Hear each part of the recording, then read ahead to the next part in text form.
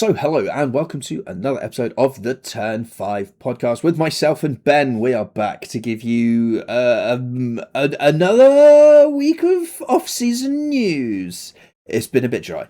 Fortnight. And it's been a fortnight as well. Good point. We'll just dive right into it because it's been a fortnight of not a lot. We'll start with the most recent thing. Well, I said the most recent thing. The first thing that we missed, January the 20th, Audi, big unveiling. New livery. What do we think?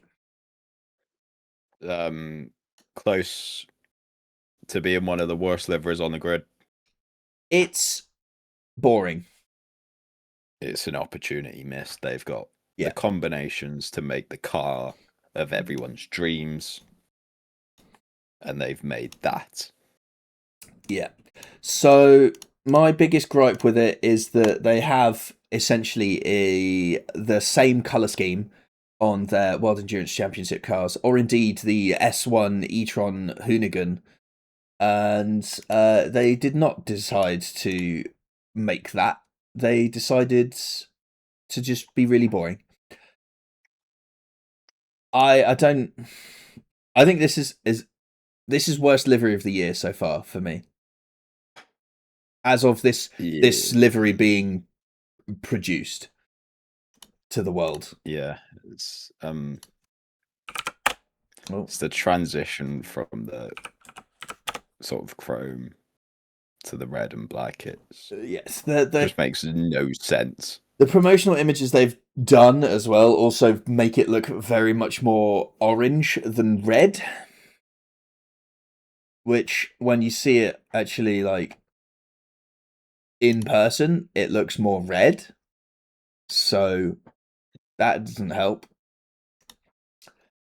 Interestingly, though, speaking of red, the very next day, Lego announced the Audi Revolut F1 team. The R26 race car is joining the Lego Speed Champions lineup, which poses a very interesting theory here, Ben, because you'll remember last year... Did Lego design the car? Well, hear me out.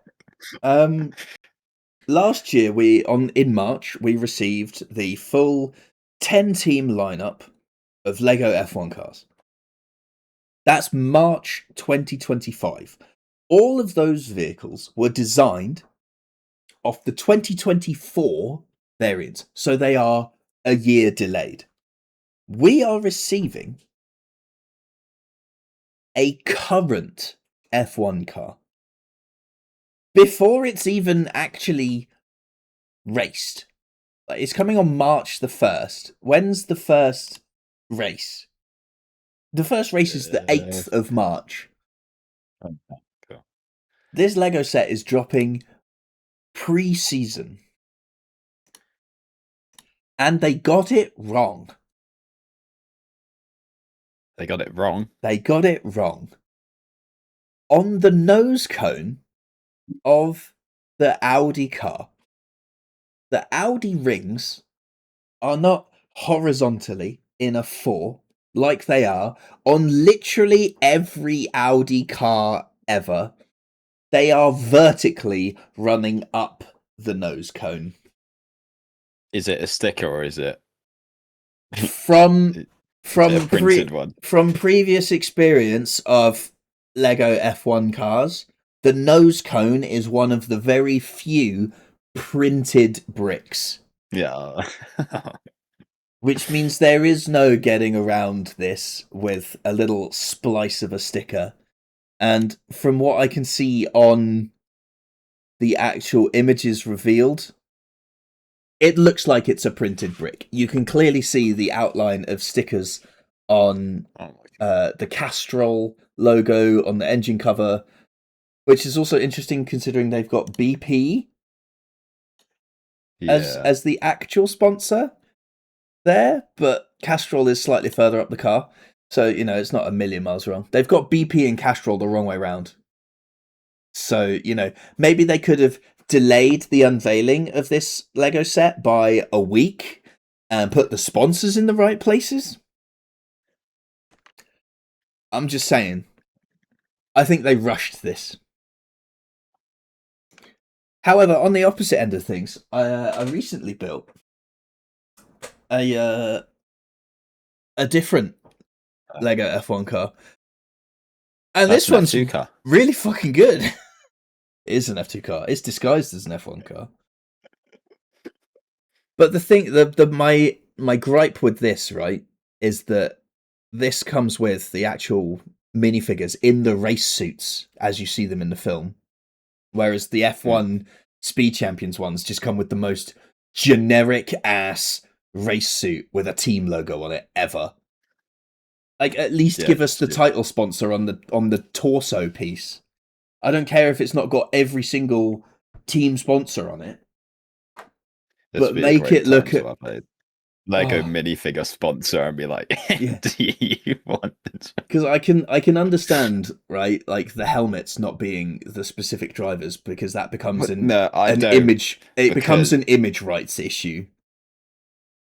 Whereas the team's kit is team kit. The only thing that differentiates it to the driver is the flag and their name. Remove those and it is team kit. But I'm going back to my childhood then. And I'm pretty sure at some point I got a Lego Schumacher and they signed off on it. That's the difference. So why can't they get all the drivers to sign off and they can do a little pack? Probably got to make a shitload of money from it. And they would. I know, but like the drivers want the money. That's the thing. They will be like, you can have my image rights for X fee. And then the next driver along will be like, okay, you paid him that much, but I'm more successful than him, so I want more. And then we go up and up and up and up the ladder, you know? Like, can you imagine how much Lego would have to pay to get Lewis Hamilton's helmet?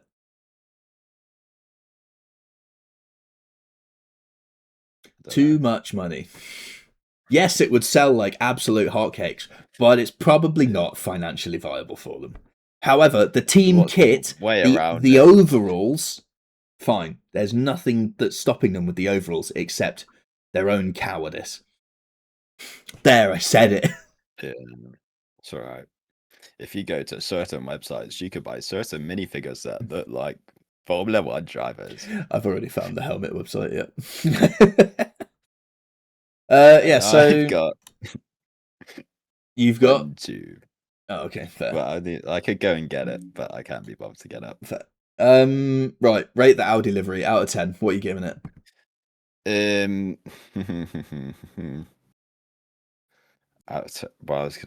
I'm giving it a 4.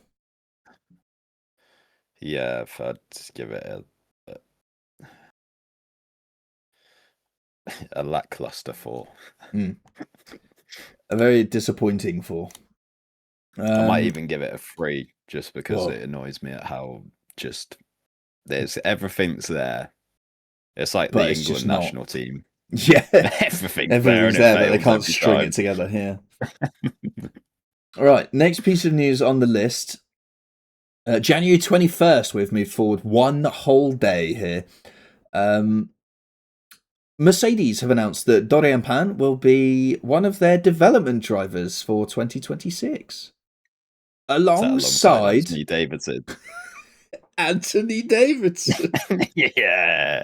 And go on, the boy. And Joshua Dirksen. Can't forget Joshua Dirksen. But why has Ant's role suddenly changed from sim driver to development driver? Bro, he's in his 40s. I'd say he's develop a fucking car, mate. I'd say he's pretty developed as a driver. Yeah, but do they like not use the sim to develop the car? I mean, yeah, but he's a sim driver. Surely, just leave him in his sim driving role. What I view the driver development program is as to nurture the up and coming talent You know, I don't view the driver development program as let's bring this guy out of retirement and give him one last shot. What is this? The story of Yes. F1 2, the movie? Yep. So, yeah. Or are they? I was gonna, but then that wouldn't. I would say, would it tie in with WEC? They're different teams, surely. Yeah, but that's what I thought. Mm. Because they would be different. But yeah, so those are the 3 drivers that Mercedes have announced for their driver development program. But it's good to see that the F1 Academy champion is also still being supported by the team they were representing. Next on the list, F1 the movie has been nominated for 4 Oscars. Those are Best Picture, Best Visual Effects, Best Sound, and Best Film Editing. I don't think it's going to win Best Picture. I don't know enough about sound or film editing for that, but having seen some of the behind the scenes stuff, I would say its best opportunity is probably in visual effects for the I think its extensive best work they did. opportunity is in bribery. Yeah, that's fair. Yeah. Some of the stuff that they managed to do with the overlaying of cars on other cars is incredible. The only visual effects that let it down a little bit for me were the helicopter shots where you can quite clearly see that the car is not there, and it's not that it sticks out in its own right. It's not that the lighting is wrong on it or anything like that. It's more that the car is carving its way through the field and none of the other cars in the shot react to it in any way, shape, or form. There's no side movement when they suddenly jolt in front of them. There's nothing. So it's very clear when you see it in compared to when other cars in the shot also move and how cars around it react to that. It becomes very apparent that this is added in.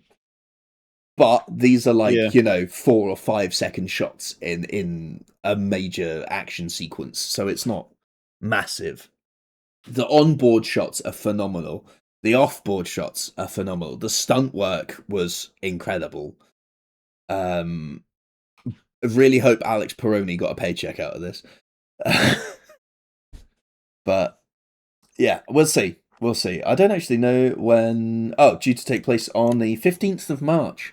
So after the season opener is the same day as the Chinese Grand Prix. So, if they're really quick, they can attend the Chinese Grand Prix. Because it's in Hollywood. So surely you can make that. I've never been from Hollywood to Beijing. Shanghai to what's the nearest airport to Hollywood? I've never Los been there, Angeles. We'll just say Los Angeles. Project. It's a non-stop flight from Shanghai to Los Angeles is 11 hours 35 minutes. You can make that. It's gonna be pretty close. Wait, let me. As long as you're not first up, I think you can make it. Google Maps. Other map providers are available. Where is Hollywood? Is Hollywood in LA? Yeah, it's at the top end, isn't it? If the GTA map's anything to go by. I literally have no idea. Oh, Hollywood Burbank International. There you go. Oh, Hollywood Burbank Airport, not international. My bad. Okay, yeah. So you can fly into LA. If the flight, they're gonna get a private flight, aren't they? Let's be honest. If they, It's got its own jet, mate. Stefano Domenicali's going to be flying in. Yeah. He'll make it. Oh, he won't. He'd just go straight to Hollywood now. Why would he go to Beijing? What, Does he Shanghai? have to go to every Grand Prix? Oh yeah, I suppose Shanghai. It's Shanghai, isn't it? Yeah.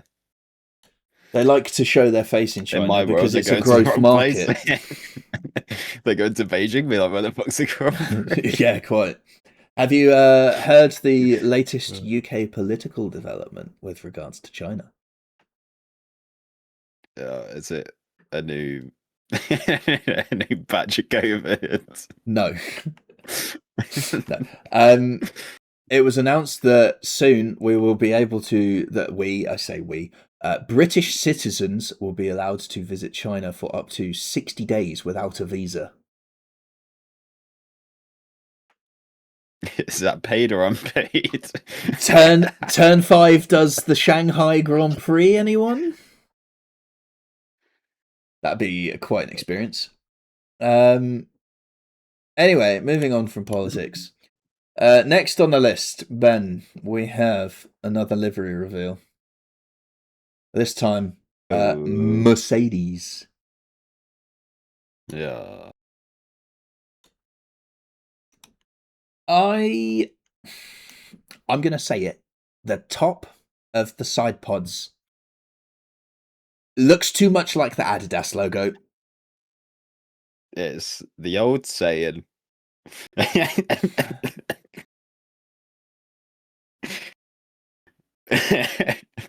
Go on. Body like Baywatch, face like Crime Watch, but if you flipped it, that you know. I don't hate it. I don't love it. I've seen an edit where somebody has swapped the black and the grey, or the black and the silver, sorry, and it looks a lot better. It's just I don't like the stripes. I know. I say it's meant to be for the AMG, something to do with that. Yeah, but it just looks Adidas. But it looks stupid. And last year's was a lot better. And also the Microsoft annoys me. It's very prominent, isn't it? Yeah. What are we rating it? 5. Yeah, I was somewhere around 5 to 6, so I'll give it a 5.5. Interestingly, neither of these two teams have done anything magical with their wheel covers either. They just left them carbon, so. But it looks fine. Yeah. Well, it doesn't look like a championship winning car to me. You said that now. It's got a championship winning engine under it, though.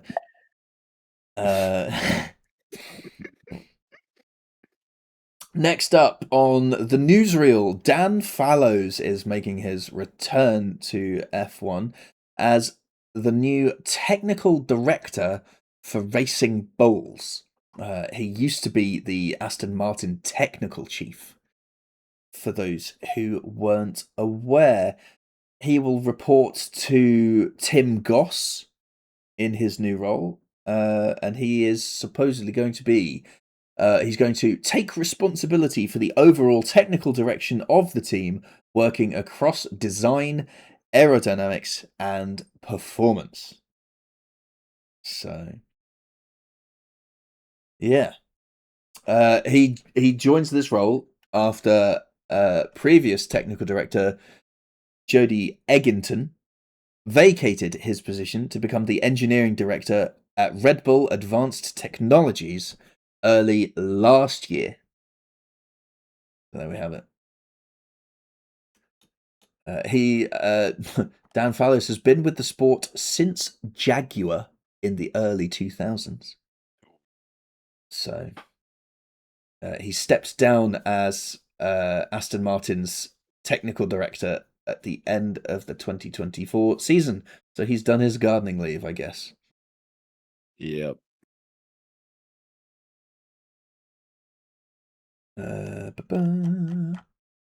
Next up, we have we're back to Audi actually with more news from their camp. Audi have announced a driver development program, and Alan McNish is the director. I recognise that name. You doing a bit of a Google? Yeah. Oh, he's the old commentator.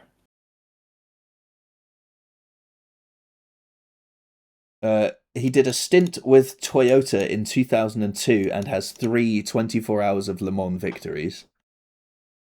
Are you on the right, Alan McNish?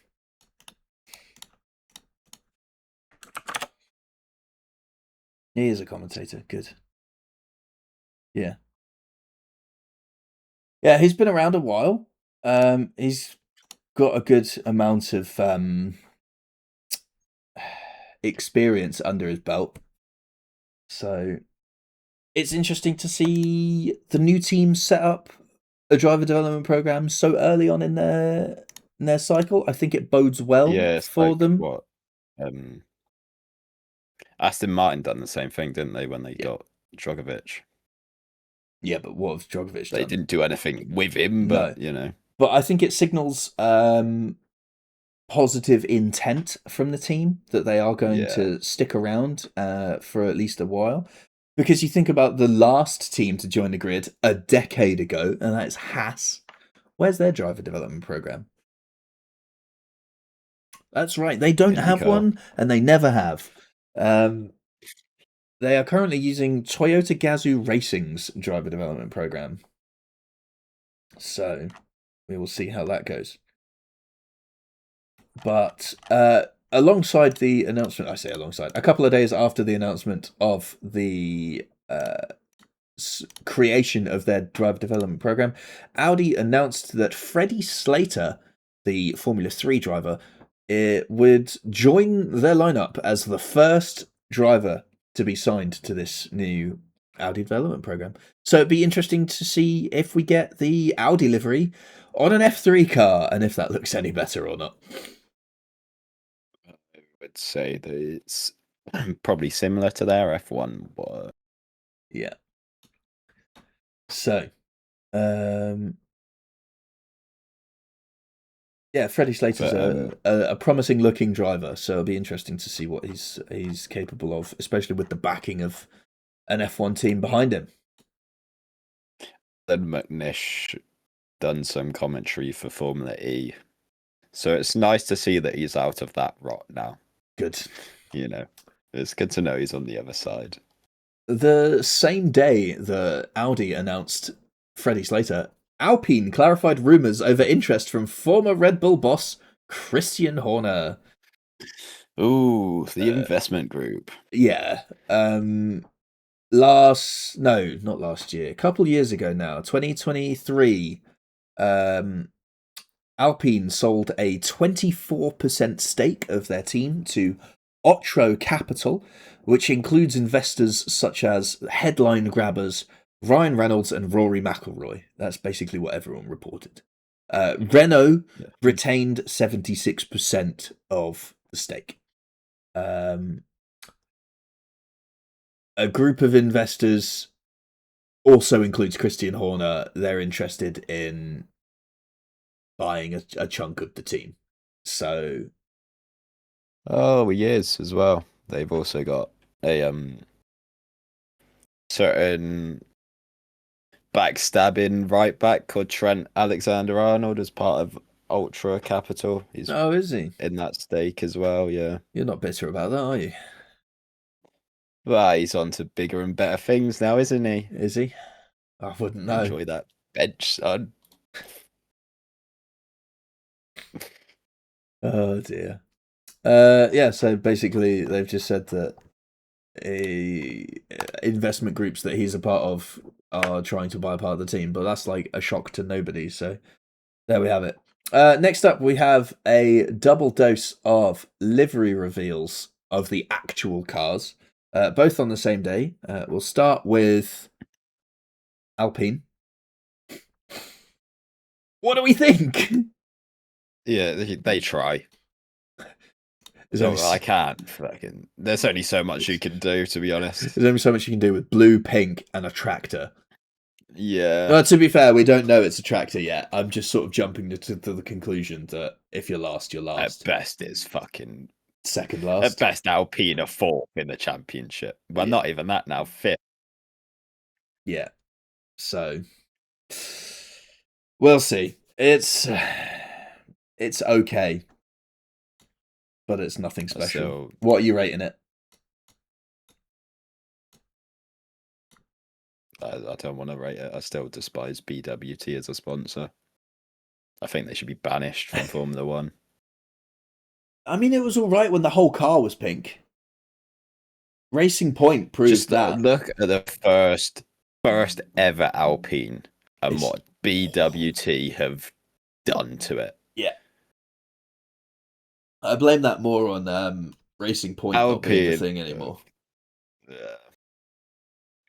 Because they didn't want green and pink. Imagine how hideous that would have been. Aston Martin with BWT on it. That would have been awful. So yeah, I'm gonna give like the lime green. Yeah, I'm gonna give Alpine a 4.5. The only bit I like about the car. No, I'm gonna give it a 3.5. Actually, I'm gonna give it a 3.5.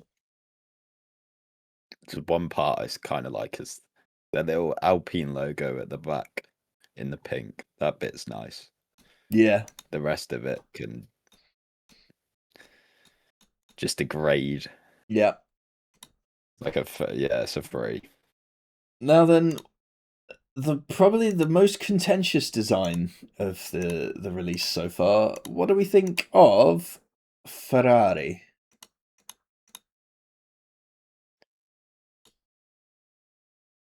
It's a Ferrari. It's quite a lot of white.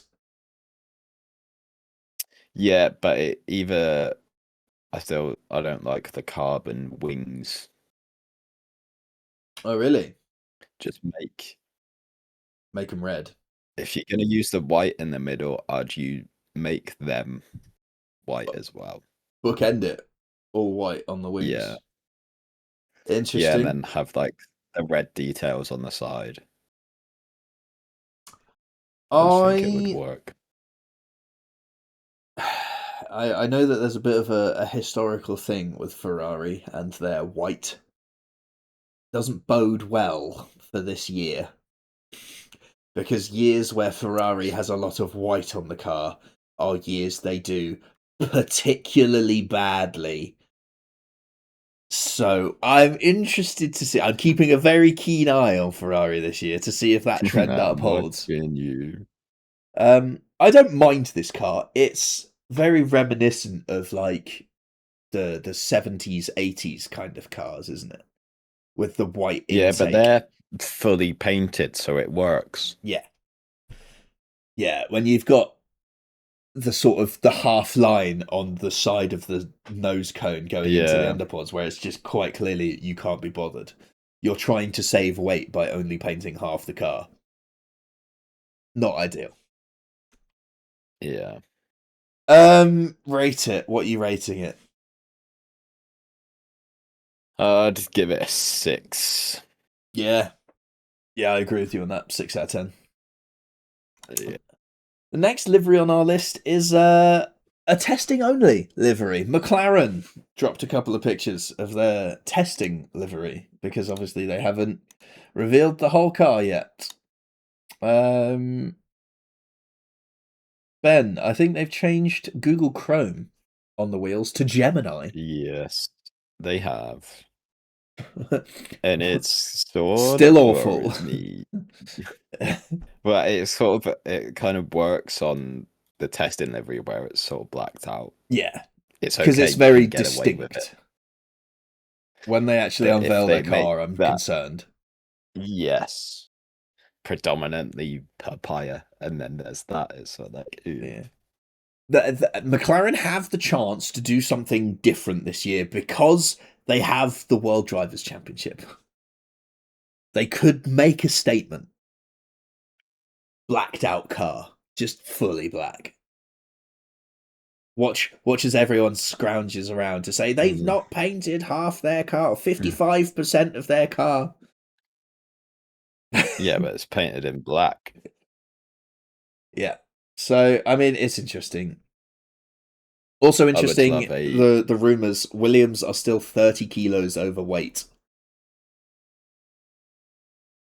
So they will be 55%. What I did know is there was also the last I think blackout test or whatever was in 2012. I thought there was one in 2014. And there might have been one, but there was one in 2012 and Lotus missed it. Is that the year that Kimi almost bankrupted them? Yes, it is. So that's what I'm hoping goes well for Williams. It proves that you can not turn up to a test and it still goes okay in the season. Yeah, well, we'll see. It's a big ask. They are definitely on the back foot. Missing 3 days of running is crucial.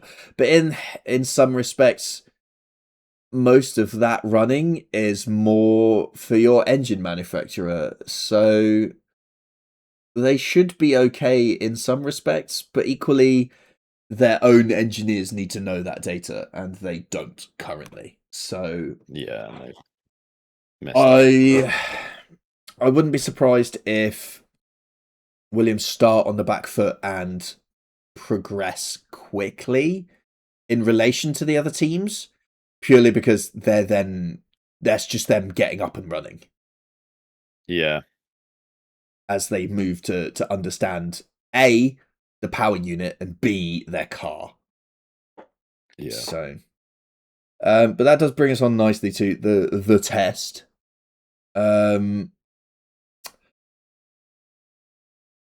Adrian Newey designed the Aston Martin. They made that very clear. Right, so you're back on the train of Aston Martin and winning it all again. Yeah. You can't say our only hope for Mercedes losing is Aston fucking Martin. I fear it might be.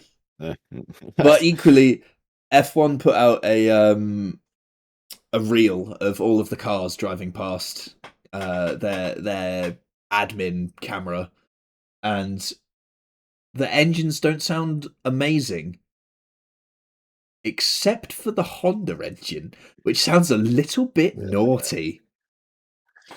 Get that VTEC. Yeah, literally. Could you imagine if they rocked up and they were just like, yeah, it's just the VTEC, mate? Yeah. It's fine. It's just understandable. Cruising at 200 and then suddenly the VTEC kicks in. So they should actually join WEC. That'd be insane. Yeah. It goes just join it with some fucking riced out Honda Civic. Yeah. What's this? It's a 2005 Honda Civic Type R. 1.8 litre. Yeah. Get on it. We just put a rear wing on it and hoped for the best. Yeah. But yeah, so we've had the shakedown, but really not a lot of actual hard data was given to us from that. We've seen images of the cars on track, and honestly, that's about it. So yeah, we just know that the Hadjar crashed. So yes, Hadjar had a small off actually. Oh, okay. That's what the official line was from the F1 "What You Missed Today" video, which is hilarious. And then the comments were like, "Mate, he caved the back of the car in, and the rear wing came off." It's a small off. Yes, it just meant that they couldn't do their whole run program the rest of that day, or it's unfortunate. Maybe part of the next day as well. But that's part of it, I guess. Yeah, it's a good start for him. At least he doesn't have to put up with a helmet. Yeah, helmet marker. Look, And to be fair, last year, yeah, he crashed on a formation lap, crashed on the so formation lap, and yeah, he did all right so after maybe it's a that. good omen. He's just getting it out Maybe of he the might win system the early. championship. He's just getting it out of his system early. So, look, as much as the team probably didn't want him to crash, I'd rather he crashed now and got it done, and then sorts himself out afterwards. Rather than taking it easy, not getting quite all the data you want because he's not giving it everything. Because you can only find out certain parts of the car when it is on the edge, right? Yeah. So I'd rather he crossed the line now, found where the edge was, and then rocks up to the first actual race with more confidence on knowing how far he can push the car before it goes. But we'll see. We'll see. Up next is the second. Well, I say the second test. The first actual test, because that was a shakedown, not a test. And that's on the 11th to the 13th of Feb, with the second test the following week during the same 3 days, the 18th to the 20th of Feb. We will probably bring you an episode between the two tests, because there is, I think, some liveries coming out then. But we're not bringing you an episode next week because I am on holiday again. I know.